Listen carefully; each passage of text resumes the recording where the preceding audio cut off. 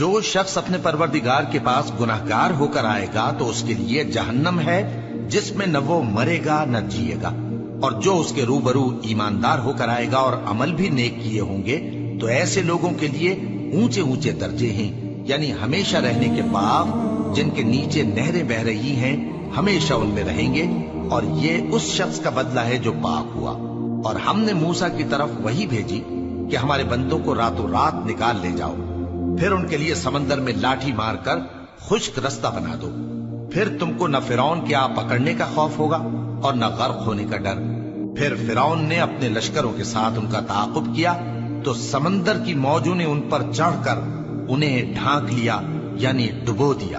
اور فرعون نے اپنی قوم کو گمراہ کر دیا اور سیدھے رستے پر نہ ڈالا۔ اے آل یعقوب، ہم نے تم کو تمہارے دشمن سے نجات دی اور تورات دینے کے لیے تم سے کوہ طور کی داہنی جانب مقرر کی، اور تم پر من اور سلوہ نازل کیا، اور حکم دیا کہ جو پاکیزہ چیزیں ہم نے تم کو دی ہیں ان کو کھاؤ اور اس میں حد سے نہ نکلنا،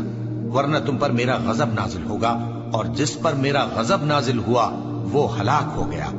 اور جو توبہ کرے اور ایمان لائے اور عمل نیک کرے پھر سیدھے رستے چلے، اس کو میں بخش دینے والا ہوں۔ اور اے موسیٰ، تم نے اپنی قوم سے آگے چلے آنے میں کیوں جلدی کی؟ کہا وہ میرے پیچھے آ رہے ہیں۔ اور اے میرے پروردگار، میں نے تیری طرف آنے کی جلدی اس لیے کی کہ تو خوش ہو جائے۔ فرمایا کہ ہم نے تمہاری قوم کو تمہارے بعد آزمائش میں ڈال دیا ہے، اور سامری نے ان کو بہکا دیا ہے۔ اور موسیٰ غصے اور غم کی حالت میں اپنی قوم کے پاس واپس آئے اور کہنے لگے کہ اے قوم، کیا تمہارے پروردگار نے تم سے اچھا وعدہ نہیں کیا تھا؟ کیا میری جدائی کی مدت تمہیں لمبی معلوم ہوئی، یا تم نے یہ چاہا کہ تم پر تمہارے پروردگار کی طرف سے غضب نازل ہو،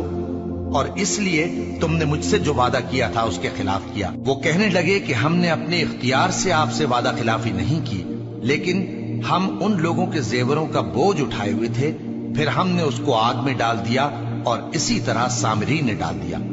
تو اس نے ان کے لیے ایک بچڑا بنا دیا، یعنی ایک بے جان جسم جس میں گائے کی سی آواز تھی۔ تو لوگ کہنے لگے کہ یہی تمہارا معبود ہے اور یہی موسیٰ کا معبود ہے، مگر وہ بھول گئے ہیں۔